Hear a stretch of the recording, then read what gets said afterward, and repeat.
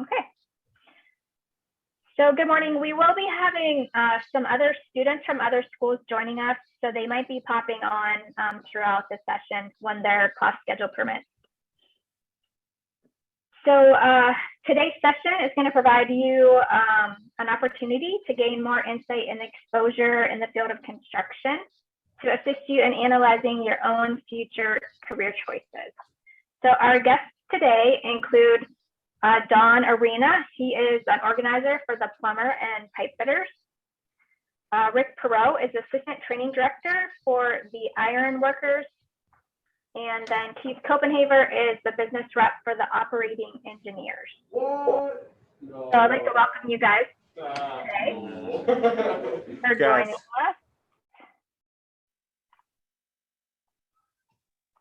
Okay, there we go. So I want to thank you guys for joining us. And what I'm going to be doing is asking you guys some questions in like a round robin style, and you guys can take turns answering those. So I guess we'll start with Dawn. If you want to just, tell us a little bit about yourself, your career path, and what it is that you do. Okay. So we here at the Plumbers and Pipe Fitters local, how I started, coming out of high school, I'll be honest, I really wasn't sure what career path I was going to take. I got a part-time job with a HVAC contractor and became interested. So I did do a little bit of post-secondary education at the VOTEC in Johnstown, PA, prior to getting into the apprenticeship. Then I applied for our apprenticeship program. I was fortunate to be successful getting in. And our program is a 5-year program. It runs 2 nights a week during the winter months, well, August through May, just like the school year. And while you're going to school at night, 3 hours per night, that 2 nights a week, you're also out on the job getting your work experience out in the field. For me, from there, one thing that's really important for the kids to understand is while you're serving your apprenticeship, we have a lot of different certifications, and every certification you get helps you procure work. And then I worked from 1992 and then till 2011 out in the field as a pipe fitter. And then I became a business agent. I was that for the local union for 7 years, and then now 3 years with the organizer. So that's pretty much the extent of it. We cover every aspect of the plumbing and pipe fitting industry because we're called a combination local. So we do service on HVAC. We do as small as 2-man jobs, as large as building prisons, doing the mechanical work in prisons, colleges, schools, power plants. So we're pretty broad. Up in your area, one of our contractors does a lot of work in the carbon plants. That's one example. As well as we have one of our contractors that's working in Du Bois and Punxsutawney on the hospitals. So that's just just touching the surface what we do. Okay. All right, I'll come back to you and ask you a few more questions. I'll move on to Rick, if you want to tell us a little bit about yourself. Yeah, hey, thanks for having me. I'm the assistant director down at Ironworkers Local 3 Training Center. I'm a 4th generation ironworker. I took a very unlikely path to becoming an ironworker. I had a really good vision of what I wanted to do when I was 18, graduating high school. I went to college. I planned on becoming a math teacher. That's exactly what happened. I went to Duquesne University, made my way through college. I actually worked my way through college working on bridges.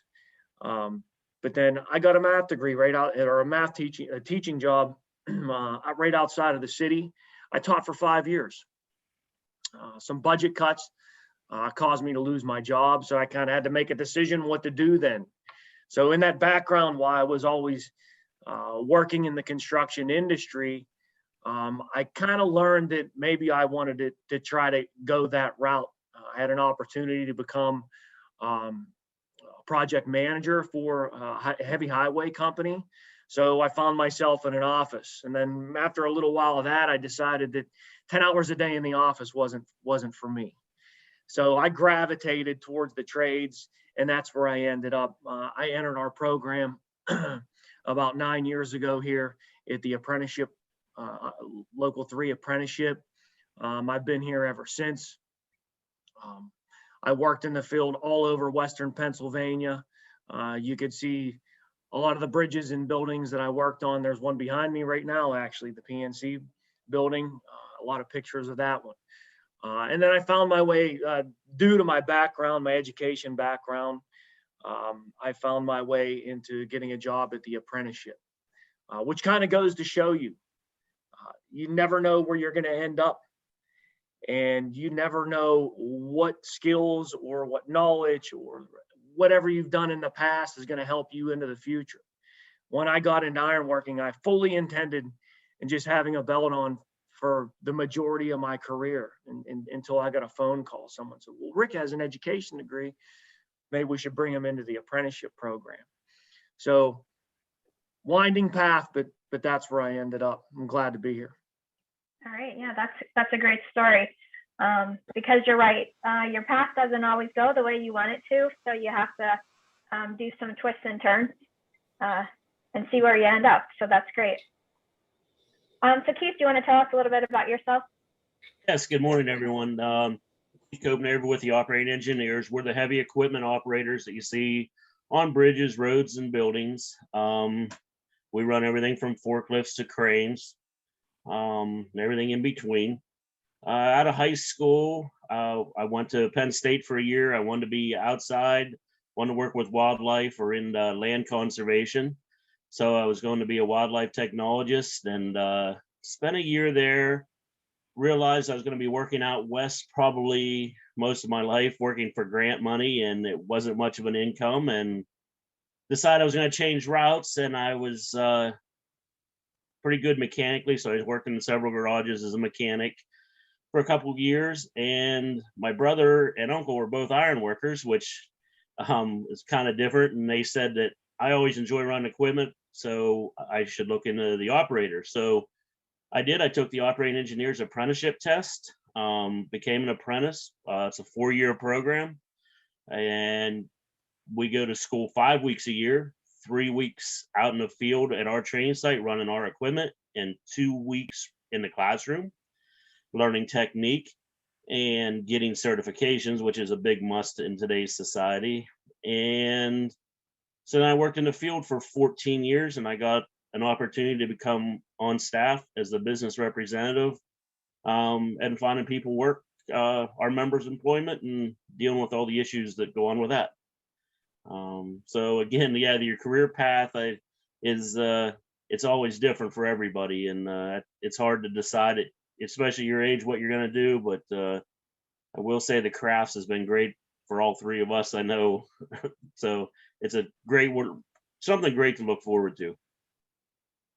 Well, that's very interesting that, 2 out of the 3 went and, we're looking at these college degrees in different areas. I guess I always thought like, a plumber and electrician, like that was just what they always wanted to do from the beginning. So you guys have an interesting path for sure.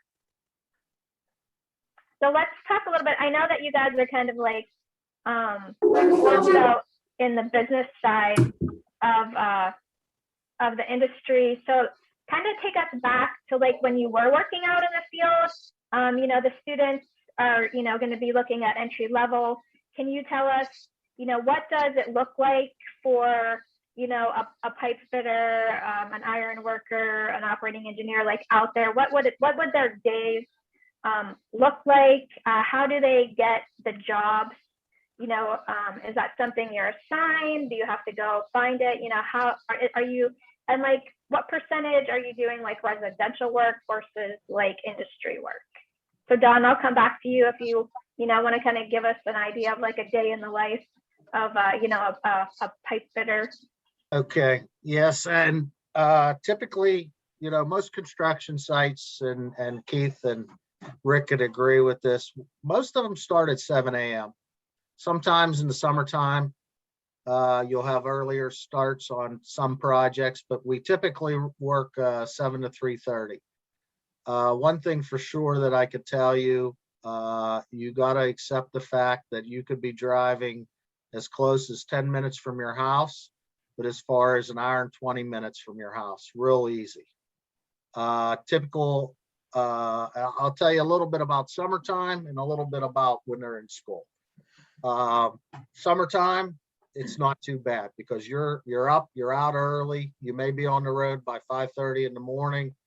Got to be at the job site. You got to be early. Most projects on the bigger side, there's usually a process of getting in through to the construction site. You know, the smaller work, the HVAC work and the plumbing work in the hospital is a little bit different, but either way, you really need to be hitting the site by 6:30 in the morning.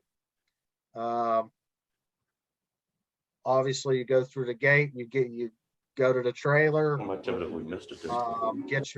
get your gear on, and out the door you go. Most projects, we take a 9:30 a.m. break, lunch or coffee break, and lunch is at noon, and you're back out at 3:30. A lot of the industrial jobs, it seems like anymore, they're 10-hour days. So you could be working 5 10-hour days, some of them 6 10-hour days. And then you got to think about school. So we get into the fall. These guys go and gals go to school. They cannot miss. I mean, if you're ill or whatever, yeah, you could miss school, but you're going to have to make it up. So a typical day, you could be out the door at 5:30 in the morning. You could be going right to the job, right off the job, drive to school, and do 3 hours from 6 o'clock to 9 o'clock in the evening, and then back home. So bottom line, as a young apprentice, you're hustling for that 5 years. It's challenging in the beginning, but I'll tell you, you really learn to adapt. You know, it gets better as the years go by. And you think when you first start, this is going to take forever. Those 5 years fly by. Before you know it, you're a journey. As far as being dispatched, we have 2 business agents in 2 different regions, and they dispatch the men, meaning that a contractor will call and say, I need, and welding is part of our trade as well, because pipe welding is part of it. They may call and say, I need 2 pipe welders and 2 pipe fitters. And one of those pipe fitters, I'd like to see a middle year or an earlier year apprentice. The business agent goes to his list, the highest guy on the list with the qualifications needed. He makes that call and he offers him that job. So you're not working for the union. You're a member of the union, but you're working for the contractor. The contractor at the end of the year, if you happen to be on, you could be on one job all year long and wind up with 1 W-2 at tax time, or you could be a different year where you start off maybe on an industrial job in the spring in a power plant, and then summer comes, you could get a call and go to work at a schoolhouse, and who knows, in the fall, you could be at a Dollar General putting plumbing in. That is just how our business works. Once they get laid off, after so many days, they go to the bottom of the list, and then that progression moves on. So you're not in the construction side. The service side, you very well could be working full year round. In the construction side, you may be off a few months in the winter. It all depends on the type of year and the type of projects that we currently have going. Well, that's all great information about a day. Rick, do you have anything different to add to that? Well, some things are certainly similar across the trades as far as traveling. You know, you have to be willing to drive. Sometimes you get lucky. I've been 10 minutes away from my house, and I've also been a 2-hour drive away from my house. So you have to be able to get up early and get yourself to work and willing to drive a little bit.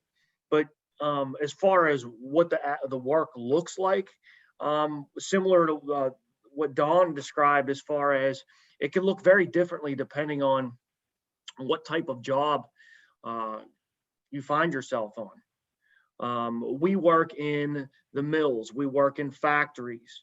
You could get out on other ends of the trade as far as actual steel erection. Those buildings that you see in the pictures behind me, working downtown or building warehouses.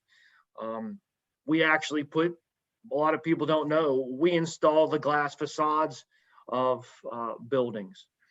So it might look different depending on what type of job you're on for us. But there's some common things on any one of those jobs for iron workers that hold true. One, the material is heavy. In steel erection, think about it. It's the steel that holds the buildings together. It's the steel that holds the bridges up. All of the material is really heavy. All the tools are really heavy. So expect a physical day, pretty much no matter what you're doing ironworking. You have to be willing to get yourself to the job, work hard because it is hard. You have to be willing to work at heights. Now, do you work at heights all the time? Absolutely not. We have people in our trade in this local that don't often work at heights at all. They may be in our industrial end, or they work at US Steel for the majority of their career. We have some people that are working at heights doing story buildings on every job that they're hired. So it can look very different depending on where you are. But it's all physically demanding, and the weather is very difficult at times also. There's nowhere to hide from the wind and the cold when you're 4 stories in the air and there's nothing around you but the open steel. The steel's cold, the wind's cold, but it's also very rewarding also. And when you look back and see and are able to point to the buildings that you've worked on and the bridges you worked on, those are the types of things that get you through those difficult days. And there's also these really great days where it's 70 degrees and the sun's shining and you're climbing and you're up there by yourself or working with your buddies and just kind of enjoying yourself. Yeah, that you pointed out some really great points about the weather, working outdoors, the heavy equipment. So that's great that you included that in there. Keith, do you have anything you want to add? Those guys hit a lot of the, like you said, it's a lot of the same things as far as timing and, but we are a little bit different where we do, we're with building, heavy highway and pipeline. So there's different aspects, like in a building, we might be just the forklift operators or the crane operators setting the steel with Rick and his guys. Or we might be running a forklift inside a plant with Donnie or wherever they're working. We might be supplying them. Then we could also be on a road job, with a bulldozer or a grader with GPS, which is a global positioning system that works the blade controls for you to make it perfectly smooth. Then we could be on a pipeline putting in gas transmission lines, digging down over a side of a mountain, being held by a winch tractor, they call it. So it's very steep, can be a little dangerous. It's all taught, and we have our own training facility. We actually just built a new training facility in Texas that all of our members are eligible to use, and we do a lot of pipeline training and crane training there as well. But there's different aspects, I guess, from being in the seats as an apprentice. When they'd first go out, they'd start as an oiler on a lot of jobs, which would mean you'd be beside the excavator operator. You might be spotting for him, or if you're oiling on a crane, you'd be watching all around the crane to make sure it's safe, sitting proper, maybe helping Rick with the hookup, or just being safe around, keeping people safe around the crane that they don't get hit or knocked over. So that aspect of the job's a little bit different. The getting up early, yeah, that's it. Getting up early, it's definitely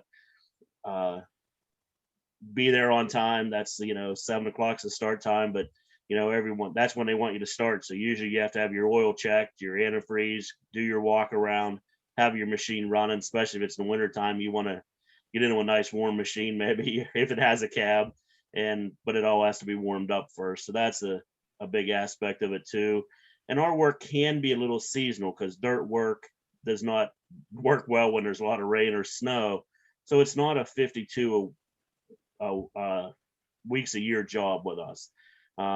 It can be seasonal. We're really busy from, say, the end of March till November, and then sometimes we can hit a lull. But then if we got building jobs, then that helps pick that up where the dirt stuff has to shut down, or bridges can't be done in the winter either, just to snow plowing and everything. So the state actually shuts us down in November on those.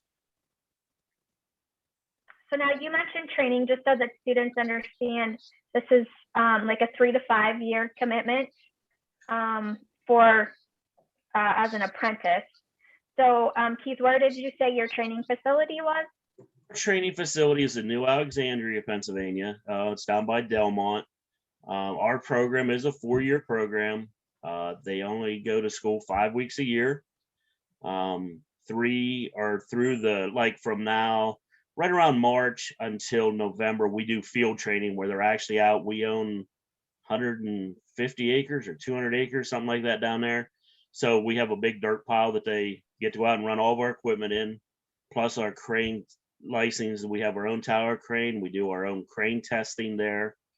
We provide them the written part and the actual practical on the cranes. They can do that. And all the certifications, I mean, almost all of us require like an OSHA 10 card. There's all kind of trainings that everyone has to carry. And we offer that through their entire career, not only for just apprentices, but the journey person as well. So there's additional training throughout the lifetime to keep their skills up, learn new things. Absolutely. Every 5 years, like a crane license has to be renewed, the OSHA, there's the forklift card has to be renewed every 3 years. So it's just constant training for our members the whole time that they're really involved in the trade. So they go to courses 5 weeks a year and they get paid to work the other parts of the year. Is that correct? That is correct. The whole other time they are eligible to be on our out of work list. Just like Dawn said, we find the contractor calls us, we do, and then we dispatch the member as they are capable. If they don't have that equipment, of course, they can't go out on that job. So they have to have the skills to take the job, and then we dispatch them accordingly. And yes, the whole other time that they're in the training program, they're eligible to be on our out of work list and able to go to work. And do you know what the entry level wages are for that? Yeah, it's about the lowest. It's $4 an hour less than a journey person that's starting out as a first year apprentice. Then you gain that every year as you gain another $1 towards being a journey person. The lowest they would make is a first year apprentice. It would be oiling on a crane. It'd be about $20 an hour, but plus almost a $20 an hour benefit package, which would be their health care, their pension, annuity, and stuff like that. Okay, that's great. So Rick, is there anything different with your training? Our timeline's a little bit different. We're a little bit more compressed. We're a 3-year program here at Ironworkers Local 3. We ask apprentices to come for 8 weeks a year for training, and in between that, we'll put you out to work. And I would like to also add that you could find work yourself. Ironworkers Local 3 is a self-soliciting local, which means certainly if I need someone, if a contractor calls us, we'll put you out. But you could also build yourself a reputation by showing up early, working really hard, showing that you're willing to learn the trade when you are out on the job. And you'll find the harder you work, that the people you meet will actually want you on their site, and they'll call you directly instead of calling the apprenticeship for an apprentice. They could actually call you directly. During those 8 weeks that we bring you in, we generally, that timeline gives you about 5 weeks in between training weeks on average for you to go out and earn. That problem is that taking those 8 weeks a year away from you to earn is a little bit of a problem. However, if you are eligible in Pennsylvania for unemployment compensation, and I believe it's the same for all of our trades, all of the apprenticeships, we are approved through the government. So we're registered apprenticeship programs.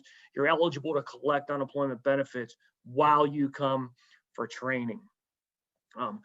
We are located in the city in Pittsburgh, but we also have a satellite site out with the operators with Keith, where we work in conjunction with the operators, because that's what we do on the job. So a few weeks of those 8 weeks, we'll have you out at the operators also. What's the training look like? Some of it, I would say about 20 to 40%, depending on what discipline you're working on, is traditional classroom training. We have a whole curriculum that includes books. There's a lot of knowledge that you can't get anywhere else besides books and studying. But the majority of our training is hands-on training. We have mock-ups of buildings and pieces of buildings in our training facility where you'll have your tool belt on the majority of the time.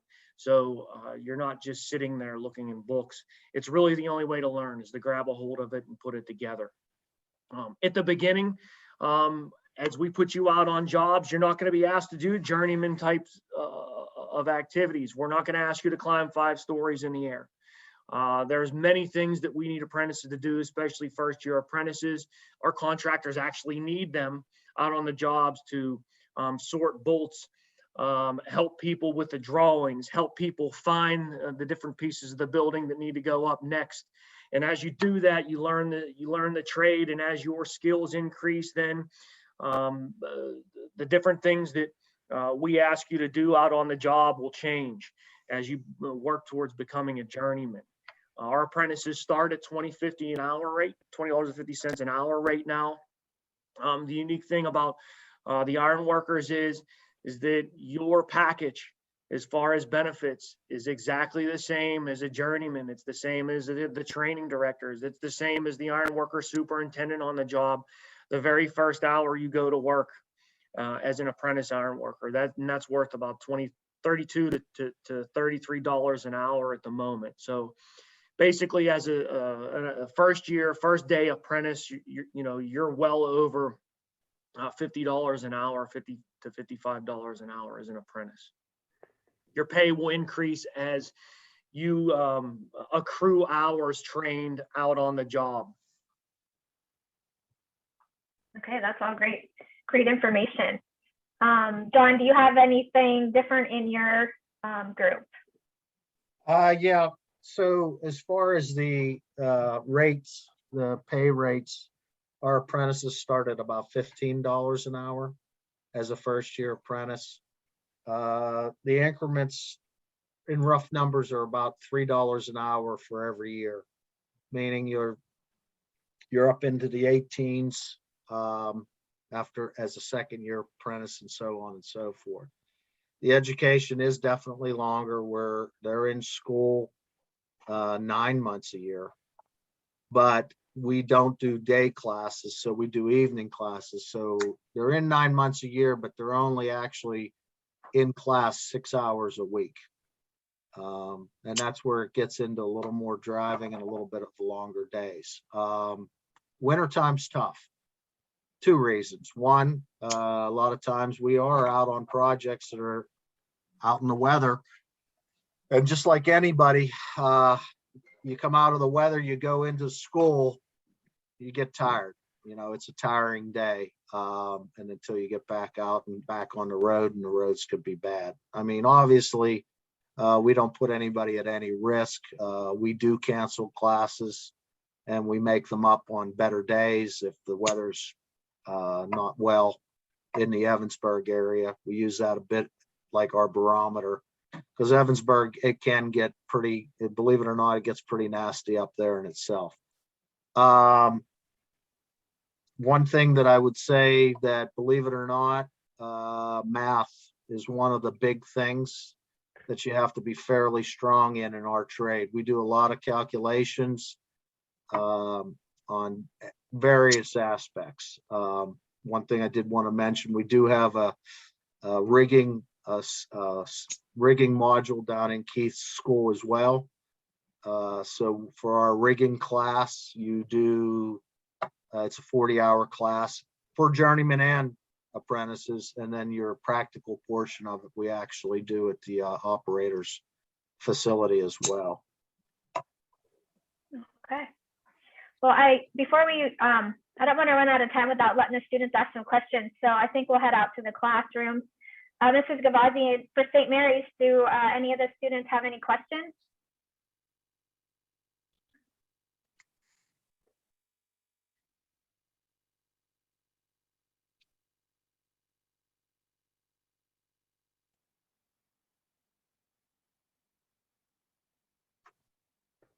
No? Okay. So ECC, do you guys have any questions? Shaking heads no. Mrs. Trunzo, does Cameron County have any questions? I don't think so. They're all shaking their heads at me, so. Okay. Mr. Shank, how about in your classroom?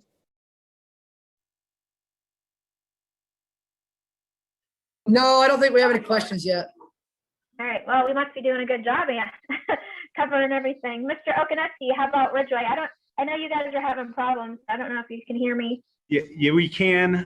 Can you hear me? Okay. Yeah. We had some issues right at the beginning. Could you guys repeat kind of what your area, we kind of got the gist of it, but just kind of give us that quick summary that we may have missed right at the beginning? Yeah, Don, do you want to tell them what area you're covered? So our trade is the Plumbers and Pipe Fitters Union. We do every aspect of the plumbing and pipe fitting industry. A pipe fitter, plumbing is simple. I think you could understand what the plumbers do. They deal with the waste, the vents, the water, domestic water, and all the equipment that goes with that. On the pipe fitting side, there's a variety of things. We work in the gas fields up in the counties in which you live in. We also are the heating, ventilation, and air conditioning. Our members are put in the heating, ventilation, and air conditioning, as well as industrial plants, putting steam in, running power plants, operating the power that operate the power plants.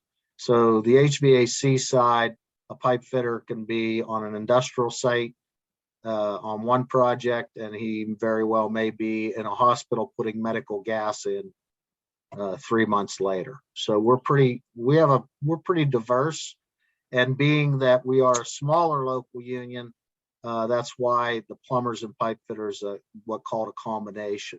In the bigger cities, the plumbers are a separate union and the pipe fitters are a separate union. But in the more rural areas, it's all bunched into one. All right, thanks.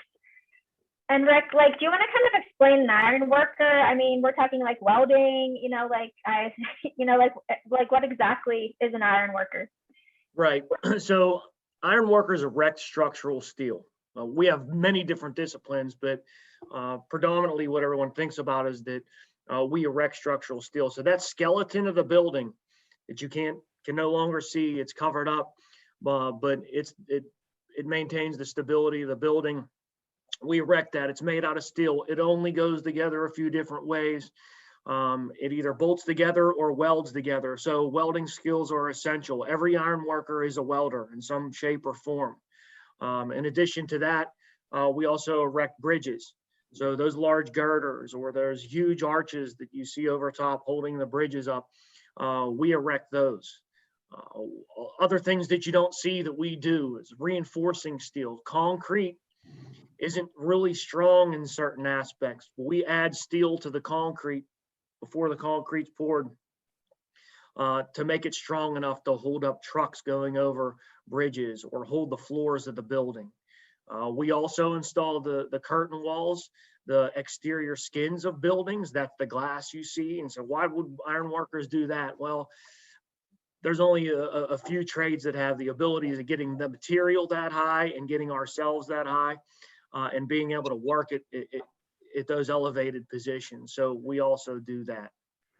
All the small steel you see also, as far as stairs and handrail, we install that all over our jurisdiction. Our jurisdiction actually includes everyone that's watching today because we pretty much have jobs from State College and all of Western Pennsylvania, all the way over to Ohio, and that includes Erie.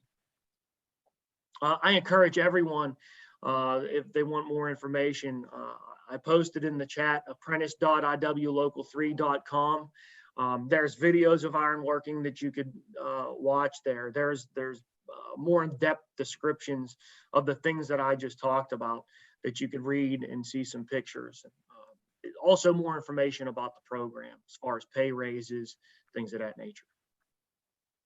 All right. And Keith, do you want to tell us about the operating engineers? Yes, we're the heavy equipment operators you see on all the roads and bridges, buildings. We run everything from forklifts to bulldozers to cranes. We do cover all of Western Pennsylvania and 3 counties in Ohio. The Clearfield office covers the area you guys live in now. We cover 11 counties out of that office. There's 2 agents there, and I'm one of those. And I did put on the chat too, WPAoperators.org. There's a lot of information there you can get, and plus there is 3 games that we developed. They're actually trade games that we developed ourselves with of course someone that actually builds the games for us, but they're kind of a hands-on practical thing to see what you'd be making and what you do as an operator. There's actually one with a crane, there's actually one with an excavator, and you start out as an apprentice and work your way up. So there's some really nice tools on our website that you can look at. So Keith, you mentioned the Clearfield unit. So just so students understand that, the 3 of you guys are not the only ones that make up the local unions. Like, what other, construction areas are there apprenticeships available? Oh, for other, like, there's boiler makers, there's sheet metal workers, I'm drawing a blank here, electricians, Cement finishers, yeah. bricklayers, roofers. Actually, the roofers have a local union. We all belong to what's called a building trades council, and that's a council where the all the crafts come together and meet once a month, talk about projects, because we're kind of all in it together. And we have all of our own disciplines. Jeff Miller is the president and Keith is the secretary treasurer of the Building Trades Council in your area. And they do a really great job of spreading the information across all the unions of what projects are going on, how they're operating, future projects, and things like that. So usually a building trades council has roughly 14 or 12 or 14 different crafts. The carpenters are in there as well, the laborers. So it's pretty broad. I believe Western Pennsylvania, only because I was just in a meeting, we have 20 different trade apprenticeships and 28 different trade apprenticeships in Western Pennsylvania right now.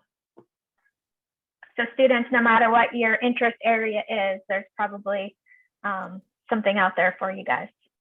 All right, so we have just a few minutes left. If you guys want to just based on last words of advice or anything, I'll go ahead and start with Rick. Yeah, as I mentioned, there's 28 different apprenticeships in Western Pennsylvania, and ironworking may not be for you. And don't think just because I'm a 4th generation ironworker that you have to have family in the business, or you have to be have shaped one way or the other, or have certain likes and dislikes or anything. It's for everyone. What we really need you to do is find out what you want to do, and then commit yourself to one of these trades, and you could make a living doing it. I'm living proof of that. I'm a 4th generation, and I was raised on trades wages, and you could do very well for yourself. It's definitely something you have to consider, but you want to find the right one, do the research. All right, thank you. Keith, do you have any last minute advice? Yeah, I would just say building your work ethics no matter what you're doing. have pride in what you do, no matter what you're doing. I think showing up for work early, being on time, for us, we really don't get sick days for our job. If you're sick, you go to work. I mean, you don't want to get people sick on a job. COVID's a little different, but someone has to be in that machine every day. And because other people, Rick's guys, Dawn's guys, everyone else depends on maybe us servicing them. So that's but just work ethic, I think, no matter what you do, just have pride in what you do. I think that's a big part of all of us have that, that in the trades that's how you get moved on, and no matter what you're looking at. All right, thanks. And Dawn, how about you? A couple things. One, through the apprenticeship process, these guys do 2 interviews. You come in, you want to be interactive with the group that you're interviewing with.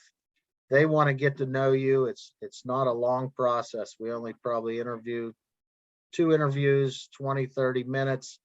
Everything else that we do to take our apprentices in, we do, research, references, and things like that. To piggyback on what Keith said, very important to be on time and have some discipline. I'm not going to say it's like being in the military, but I will tell you that our training coordinator watches, he oversees the apprenticeship program and he watches it very closely. You're not going to BS them. You're not going to fool them. You're not going to trick them. You could come up with 100 excuses. It's not going to work, because you got to remember that every one of us has been out in the field in our respective trades. We know all the tricks and all the excuses. I'm trying to instill in is if you want to get into the trades, it's very rewarding because it's a great career and you can do very well financially, but we take it very serious when it comes to training. We work very hard at producing good mechanics for our contractors out in the field. That's what puts the union organized labor a bit of a step above all else. The way we train and the way we present ourselves as well. All right, well, thank you. I just want to thank you, all of you, for joining us today. It was great information for the students, and students will be giving your counselors their contact information if you had more questions or wanted to get more information.